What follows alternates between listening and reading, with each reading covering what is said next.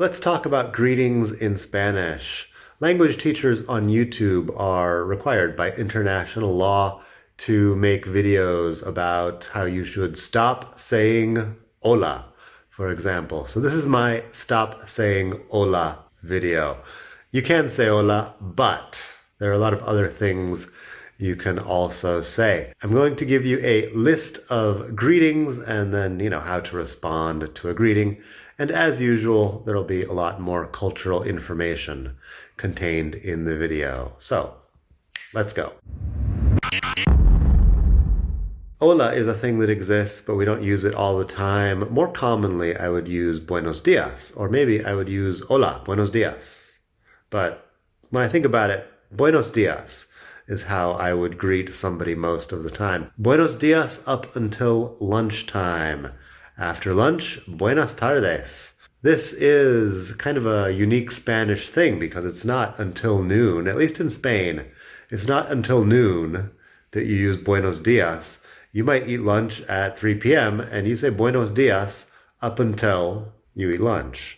So, buenos días at 2:45 because you haven't eaten yet is a perfectly normal Spanish thing. After that, like I said, buenas tardes, that is after you eat lunch, but before dark probably.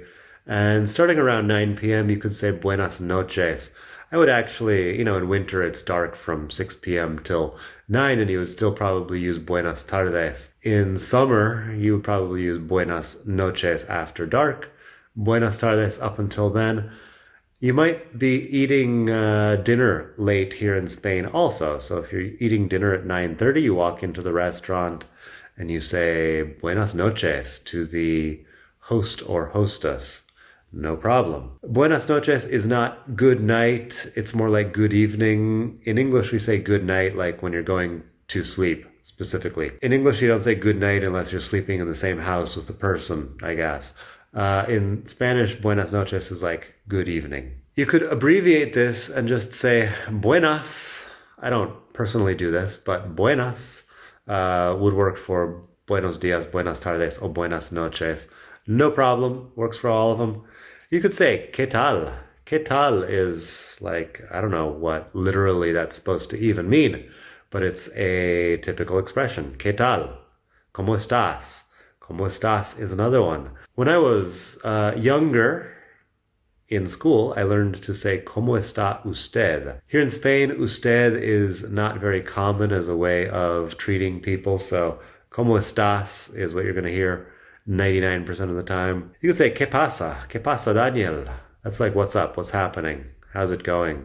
¿Qué pasa? That is, of course, less formal than ¿Cómo estás? If somebody asks you these questions, you can respond with bien or muy bien or no muy bien, depending on how well you feel. Muy bien is very well. Bien, ¿y tú? To return the question.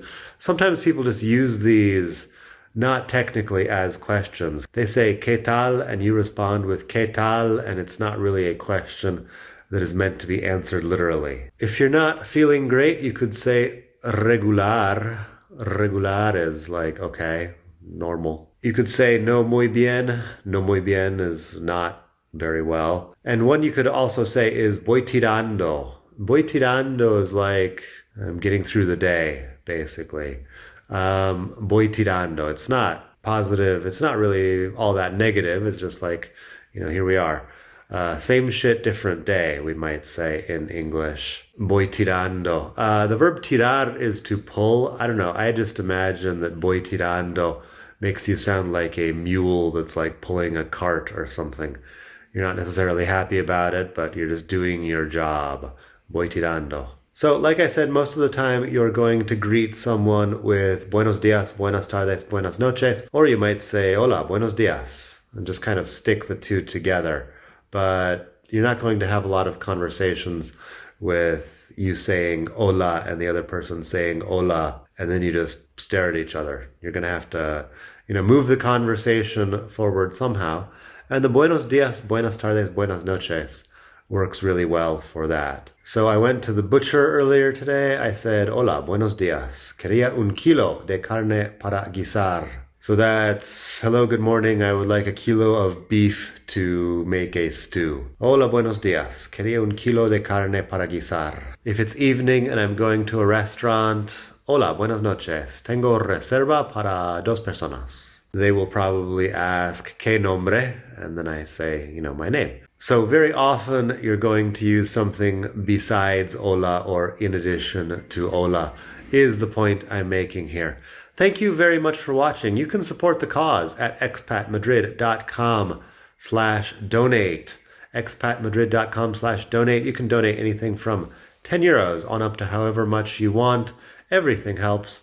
I hope you have a great day wherever you are. Please like this video, subscribe to the channel, and until next time, have a great day. Bye.